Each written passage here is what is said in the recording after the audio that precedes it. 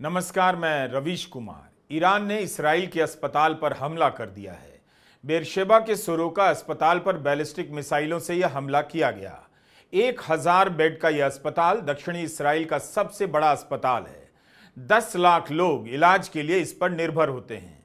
Iran ने कहा है कि उसका इरादा अस्पताल को निशाना बनाना नहीं था, पास में एक सैन्य ढांचा है, उस पर हमला करना था। अस्पताल के जो भी वीडियो आ रहे हैं उसमें यही दिख रहा है कि अस्पताल की इमारत को भारी नुकसान तो पहुंचा है। एक फ्लोर पूरी तरह से ढह गया है, लेकिन जान माल को कितना नुकसान हुआ है इसकी कोई पुष्ट खबर नहीं। अस्पताल ने कहा है कि इमारत को बहुत ज्यादा नुकसान पहुंचा है, लेकिन इसराइल ही दावा कर रहा है कि कोई नागरिक नहीं मारा गया। कई लोगों के घायल होने की सूचना भर है। फिर भी इस अस्पताल पर हमले को बहुत बड़ा माना जा रहा है। इसराइल के स्वास्थ्य मंत्री ने कहा है कि अस्पताल पर हमला कर ईरान ने युद्ध अपराध किया है। गजा में इसराइल ने कितने ही अस्पतालों पर बम गिराए, सैकड़ों की संख्या में डॉक्टर से लेकर स्वास्थ्य कर्मी की हत्या कर दी गई, लोग बिना इलाज के मारे गए। आपको याद होगा, जुलाई 2024 में अमेरिका के 45 फिजिशियन ने तत्कालीन राष्ट्रपति जो बाइडेन को पत्र लिखा था और हाल बताया था कि गजा में अस्पतालों की क्या स्थिति है। डॉक्टरों ने कहा कि गजा में कोई स्वतंत्र संस्था नहीं बची है जो वहां की हालत के बारे में सही जानकारी दे। अगर आपको फिलिस्तीन के लोगों पर यकीन नहीं है तो हम 50 डॉक्टरों की बात पर कर लीजिए और इसराइल को हर तरह का हथियार देना बंद कर दीजिए। लेकिन अमेरिका ने अनसुना कर दिया।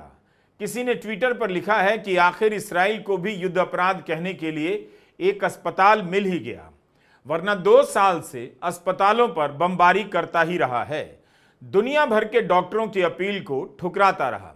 जब इसराइल ने गजा में अस्पतालों पर बम गिराया था तब किसी को यकीन नहीं हुआ, लेकिन एक एक कर इसराइल ने गजा के सारे अस्पताल खत्म कर दिए। जो इसराइल अस्पताल पर हमले की बात से भड़ककर खामेनेई की हत्या की बात कर रहा है, उसने आज ही 19 जून को गजा में एक स्वास्थ्य इकाई के पास रह रहे विस्थापित लोगों के टेंट पर हमले किए हैं।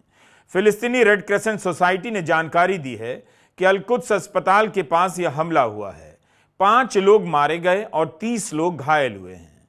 ईरान के प्रेस टीवी ने वीडियो जारी किया है कि तेहरान के रेड क्रेसेंट फैसिलिटी पर हमला किया गया है। किसी भी युद्ध में किसी भी अस्पताल को टारगेट नहीं करना चाहिए, ईरान को भी नहीं करना चाहिए, लेकिन इसराइल अस्पताल पर टारगेट करने को युद्ध अपराध कहे, इसका मतलब है कि इसराइल केवल ईरान नहीं बल्कि डिक्शनरी पर भी कब्जा कर लेना चाहता है, ताकि ए से लेकर जेड तक के सारे शब्दों के मतलब अपने हिसाब से बदल सके।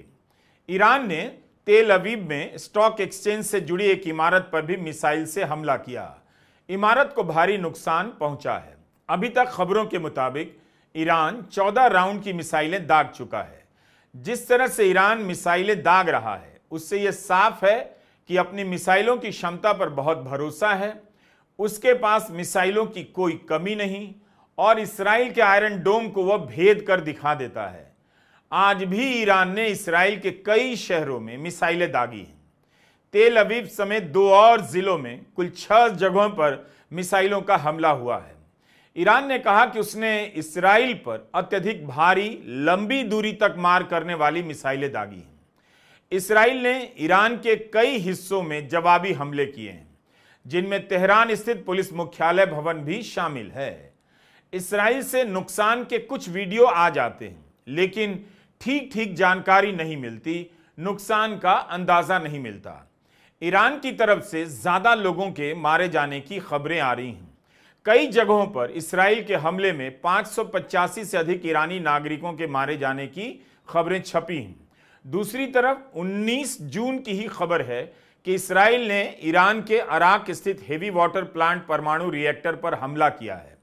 यह ईरान की न्यूक्लियर फैसिलिटी से जुड़ा एक ढांचा है जो परमाणु मशीनों को ठंडा रखने के लिए इस्तेमाल होता है। तेहरान से 250 किलोमीटर दूर इस ढांचे पर हमला हुआ है। किसी आम नागरिक के हताहत होने की कोई खबर नहीं। इसराइल की सेना ने कहा है कि उसने रिएक्टर के उस हिस्से को निशाना बनाया जिसका इस्तेमाल प्लूटोनियम के उत्पादन में होता है। ईरान ने कहा है कि प्लांट के पास के इलाके में 2 बम गिरे हैं, रेडिएशन का कोई खतरा नहीं। इस प्लांट को क्या नुकसान पहुंचा है, इसकी ठीक ठीक जानकारी नहीं मिल रही। खबर यह भी है कि अमेरिका इस बहस में उलझ गया है कि ईरान के फोर्डो में बम गिराने से सफलता मिलेगी या नहीं। फोर्डो की पहाड़ी के बहुत नीचे यूरेनियम संवर्धन की व्यवस्था बनाई गई है। फोर्डो में हमला करने को लेकर ट्रंप भी बहुत आश्वस्त नहीं बताए जा रहे। यही कारण है कि ट्रंप ने ईरान पर हमले को मंजूरी दी है मगर अंतिम निर्णय नहीं लिया है। इस तरह की खबरें छप रही हैं। ट्रंप का एक और बयान आया है कि कोई नहीं जानता सिवाय उनके कि वे क्या करने वाले हैं। ब्लूमबर्ग की रिपोर्ट है सूत्रों के हवाले से कि वरिष्ठ अमेरिकी अधिकारी आने वाले दिनों में ईरान पर हमले की संभावना के लिए तैयारी कर रहे हैं। साथ ही कुछ संघीय एजेंसियों के प्रमुख भी हमले के लिए तैयार हो रहे हैं, लेकिन हमला कब होगा कोई नहीं जानता। तारीख और समय तो कोई नहीं बताएगा, लेकिन तमाम आलोचनाओं के बीच इंतजार हो रहा है कि ट्रंप आखिर क्या करते हैं। क्या ईरान पर हमला करने अमेरिकी सेना को भेजेंगे? रॉयटर्स ने खबर दी है कि ट्रंप ने कहा है कि वे इस्राइल से अमेरिकी नागरिकों की निकासी को लेकर बैठक करने जा रहे हैं। उन्होंने कहा है कि ईरानी अधिकारी डील के लिए व्हाइट हाउस आने वाले हैं। ईरान ने तुरंत ही इसका खंडन किया और कहा कि इसमें कोई सच्चाई नहीं। ट्रंप अभी भी दोहरा रहे हैं कि ईरान कुछ ही दिनों में परमाणु बम बना लेगा, लेकिन गार्डियन ने लिखा है कि अमेरिकी खुफिया एजेंसियों और विशेषज्ञों ने कहा है कि ईरान परमाणु हथियार विकसित करने के प्रयास में नहीं है। एसोसिएटेड प्रेस ने लिखा है कि अमेरिका स्थित निष्पक्ष संगठन आर्म्स कंट्रोल एसोसिएशन के 3 शीर्ष अधिकारियों ने अमेरिका से युद्ध के बजाय परमाणु अप्रसार के लिए कूटनीति अपनाने का आह्वान किया है। इन अधिकारियों ने यह भी कहा है कि सैन्य हमले ईरान के परमाणु ज्ञान को खत्म नहीं कर सकते, बल्कि इससे ईरान परमाणु अप्रसार संधि एनपीटी से हटने के लिए मजबूर हो सकता है। इस्राएल के पूर्व प्रधानमंत्री एहुद बराक ने कहा है कि ईरान के परमाणु ठिकानों को नष्ट करना गलत होगा। ईरान के साथ युद्ध का कोई औचित्य नजर नहीं आता। बिना सत्ता परिवर्तन के परमाणु ठिकानों को नष्ट नहीं किया जा सकता।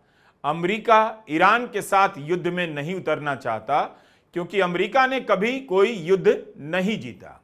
एहुद बराक गिनाते हैं कि कोरिया, वियतनाम, इराक और अफगानिस्तान कहीं नहीं जीता है। इसलिए अमेरिका को ईरान के साथ बातचीत करनी चाहिए। उधर इस्राएल के प्रधानमंत्री बेन्यामिन नेतन्याहू को मानना पड़ गया कि ईरान के हमले से काफी नुकसान हुआ है। सवाल है कि इस्राएल के भीतर कितना नुकसान हुआ है, इसकी सही जानकारी क्यों नहीं है? क्यों पश्चिमी मीडिया को भी सेंसर किया जा रहा है? क्यों हाइफा बंदरगाह को कितना नुकसान पहुंचा है, उसकी कोई वास्तविक खबर नहीं आ रही। अल जजीरा पहले से ही इस्राएल में बैन है, बल्कि अब तो यह भी अपील की जा रही है कि अगर कोई अल जजीरा देखता हुआ पाया गया तो उसकी सूचना पुलिस को दें। इन बयानों से लगता नहीं कि इस्राएल इस लड़ाई में विजेता या मजबूत पक्ष की तरफ बर्ताव कर रहा है। ईरान ने इस्राएल पर आरोप लगाया है कि उसने ईरान के सरकारी न्यूज चैनल को हैक कर लिया और लोगों के विरोध प्रदर्शन का वीडियो ब्रॉडकास्ट करने लगा। हम शहरी अखबार के टेलीग्राम हैंडल ने जानकारी दी है कि हैक करके लोगों से कहा गया कि सड़कों पर निकलकर प्रदर्शन कीजिए। एक हैकिंग समूह ने ईरान के क्रिप्टो एक्सचेंज मार्केट से $90 मिलियन निकाल लिए। इस्राएल के नेशनल साइबर डायरेक्टरेट ने लोगों को चेतावनी दी है कि सेना की पहचान बनाकर कोई नागरिकों को फर्जी मैसेज भेज रहा है। इन संदेशों में लोगों को गलत जानकारी दी जा रही है कि पब्लिक बम शेल्टर में नहीं जाए क्योंकि अंदर आतंकी हमला हो सकता है। दूसरी तरफ ईरान में काफी लंबे इंटरनेट ब्लैकआउट हो रहे हैं। न्यूयॉर्क टाइम्स के अनुसार यह इस्राएल के हमले के कारण नहीं, ईरान की सरकार के फैसले के कारण हो रहा है। ईरान की तस्नीम न्यूज एजेंसी ने कहा है कि यह फैसला लिया जा रहा है कि ईरान के लोग दुनिया के इंटरनेट से अलग अपने आंतरिक इंटरनेट के माध्यम से ही संचार करें और सरकार द्वारा मंजूर प्लेटफॉर्म पर ही बातचीत करें। इसके 2 कारण बताए जा रहे हैं। एक तो यह कि इस्राएल द्वारा किए जा रहे नुकसान की खबर को बाहर जाने से रोका जा सके, और दूसरा यह कि इस्राएल द्वारा किसी प्रकार का साइबर हमला ना हो। सरकारी मीडिया लोगों से व्हाट्सएप डिलीट करने को कह रहा है। दूसरी तरफ इस्राएल की ओर से खामेनेई की हत्या को लेकर बयान तेज होते जा रहे हैं। क्षतिग्रस्त अस्पताल की साइट पर रक्षा मंत्री कैट्स ने कहा है कि खामेनेई आधुनिक हिटलर हैं, उन्हें जिंदा नहीं रहना चाहिए। खामेनेई को मारना युद्ध का बड़ा लक्ष्य है। ट्रंप ने ईरान से सरेंडर करने के लिए कहा, लेकिन ईरान के सुप्रीम लीडर ने साफ साफ कह दिया ईरान के सरेंडर करने का सवाल ही नहीं, उनका देश कभी सरेंडर नहीं करेगा। खामेनेई ने कहा हमारे ज़ायनिस्ट दुश्मन ने बहुत बड़ी गलती की है और गंभीर अपराध किया है, उसे इसकी सजा मिलनी चाहिए।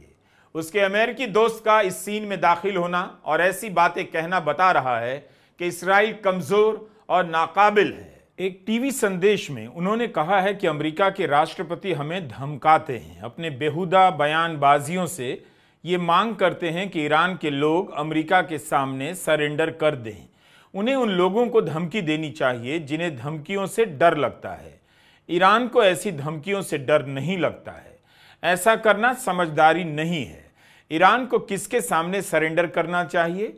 हम किसी के हमले के सामने सरेंडर नहीं करेंगे। हमारी यही दलील है, यही जज्बा है। अगर अमेरिका इस मामले में यानी युद्ध में शामिल होता है तो ये 100% उसके नुकसान की बात होगी। ईरान को जो नुकसान होगा उससे कहीं अधिक नुकसान अमेरिका को होगा। अगर अमेरिका सैन्य रूप से इस टकराव में शामिल होता है तो उसे अपूरणीय क्षति होगी। ईरान की इस चेतावनी के बाद ट्रंप के मैदान में नहीं आने का रास्ता बचता भी नहीं, लेकिन देखना होगा ट्रंप अपने आलोचकों की बात सुनते हैं या उन आरोपों को सही साबित कर देते हैं जिनमें कहा जा रहा है कि अमेरिका में इसराइल की गुप्तचर एजेंसी मोसाद की गहरी पैठ है। अमेरिका वही करेगा जो इसराइल चाहता है। रूस के राष्ट्रपति पुतिन का बयान आया है कि रूस ने ईरान में न्यूक्लियर प्लांट बनाने में मदद की है। आज भी दक्षिणोत्तर ईरान के बुशहर में जो प्लांट है वहां 200 रूसी नागरिक काम कर रहे हैं। जमीन के भीतर आज भी न्यूक्लियर फैसिलिटी काम कर रही है, पुतिन कहते हैं। इसराइल ने रूसी नागरिकों की सुरक्षा की गारंटी दी है। खामेनेई के मारे जाने के सवाल के जवाब में पुतिन ने कहा है वे इसकी संभावना पर चर्चा भी नहीं करना चाहते। चीनी मीडिया से खबर आई है कि चीन के राष्ट्रपति शी जिनपिंग ने पुतिन से फोन पर बात की है और कहा है कि युद्ध विराम को समर्थन देना, टकराव को रोकना पहली प्राथमिकता है। अंतर्राष्ट्रीय विवाद को सुलझाने के लिए सैन्य बलों का इस्तेमाल ठीक नहीं। खबर यह भी आ रही है कि फ्रांस, ब्रिटेन और जर्मनी के विदेश मंत्री जिनीवा में ईरान के विदेश मंत्री से बातचीत के लिए मिल सकते हैं। ईरान ने इस बैठक की पुष्टि की है। कुल मिलाकर आप देखें तो पिछले 6 दिनों से ईरान को नुकसान तो हुआ है, लेकिन इसराइल को भी कम नहीं। ईरान फिर भी जवाब दे रहा है, अकेला है। उसकी मिसाइलों की क्षमता का ठोस जवाब इसराइल के पास नहीं है, ऐसा लगता है। इसराइल भी हमला कर रहा है और ईरान को नुकसान पहुंचा रहा है, लेकिन जिस तरह अमेरिका से मदद मांगने की बेचैनी दिखा रहा है, जर्मनी से हथियार मांग रहा है, उससे लग रहा है कि इसराइल की घबराहट बढ़ती जा रही है। वह एक पल भी इस जंग में अकेले नहीं रहना चाहता। अमेरिका का सामान तो उसके पास है, लेकिन अमेरिका का साथ चाहता है।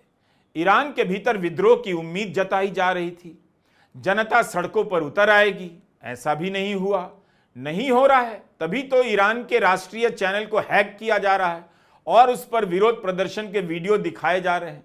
इसराइल का प्रोपेगेंडा कहीं टिक नहीं पा रहा, ना ईरान में चल रहा है, ना दुनिया में, ना अमेरिका में। उसे यह बात समझ में आ गई है, इसलिए वह हर दिन कुछ ऐसे बयान दे रहा है कि अमेरिका किसी तरह उसके पक्ष में उतर आए। इसराइल केवल ईरान से नहीं लड़ रहा, वह अमेरिका की उस जनता से भी लड़ रहा है जो नहीं चाहती कि अमेरिका इसराइल के लिए युद्ध में उतरे। उस जनता से लड़ना इसराइल के लिए मुश्किल हो रहा है। अमेरिकी मीडिया में अब ऐसी कई आवाजें सामने आ गई हैं जो खुलकर इसराइल के प्रोपेगेंडा के खिलाफ बोल रही हैं। यह सब बोलना ही है, इसे नोट करना चाहिए। बड़ी बात है बोलना।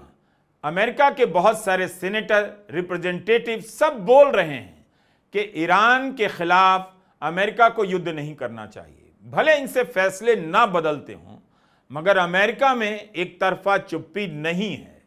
गजा को लेकर भी तमाम संस्थाओं ने इसी तरह बोला। लाखों करोड़ों की संख्या में जनता ने दुनिया के अलग अलग देशों में प्रदर्शन किया, लेकिन अमेरिका के प्रशासन पर कोई फर्क नहीं पड़ा। अमेरिका की शह से इसराइल आज भी गजा में हर दिन तबाही मचा रहा है। राहत सामग्री लेने आने वाले गजा के लोगों पर गोलियां बरसाई जा रही हैं। लेकिन बोलना तो पड़ेगा। जो गलत है उसका विरोध बहुत जरूरी है। और गजा के मामले में ईरान के खिलाफ युद्ध के सवाल को लेकर अमेरिका की जनता के एक हिस्से ने खूब बोला, बोलने की अपनी जवाबदेही शानदार तरीके से निभाई। बल्कि ट्रंप के समर्थक भी उनका विरोध कर रहे हैं, उन पर दबाव डाल रहे हैं कि इसराइल के झूठ में फंसने की कोई जरूरत नहीं। कोई जानता नहीं कि ट्रंप क्या करेंगे, लेकिन अगर 1% भी चांस है कि ट्रंप इसराइल को अंतिम रूप से ना कह देंगे, हमला नहीं करेंगे ईरान पर, तो इसराइल की इससे बड़ी हार कुछ और हो नहीं सकती। क्या ऐसा होगा? ट्रंप कहते हैं वो क्या करेंगे उनके अलावा कोई नहीं जानता। लेकिन युद्ध के विरोध में उनके पुराने बयानों को जनता याद दिला रही है कि ये तो आपके ही बयान हैं, आप अपने बयान को तो जानते होंगे। अफसोस, आज के विश्व में एक भी प्रभावशाली नेता नहीं है जिसके पास इतना नैतिक बल हो कि इसराइल को साफ साफ गलत कह सके। ईरान को गलत कहना कोई बड़ी बात नहीं, बात है उस इसराइल को गलत कहने की जिसके सामने बड़े बड़े नेता चुप हो जाते हैं और G7 की बैठक से फोटो खिंचाकर चले आते हैं। मुश्किल है ईरान और इसराइल के हमले की खबरों को तुरंत बताना, सभी खबरों की पुष्टि करना। इसलिए हमने सोचा कि अभी तक जितनी मुख्य बातें चल रही हैं 19 जून के संदर्भ में, उनका संकलन आपके लिए तैयार कर दें। इन घटनाओं में दिलचस्पी लिया कीजिए कि कैसे दुनिया के नेताओं ने इस धरती को बम गिराने का मैदान बनाकर रख दिया है। नाम कहीं ईरानी है, कहीं इस्राएली, कहीं यूक्रेनी, कहीं रूसी, लेकिन हर जगह मारी जा रही है जनता। बारी सबकी आएगी। नमस्कार, मैं रवीश कुमार।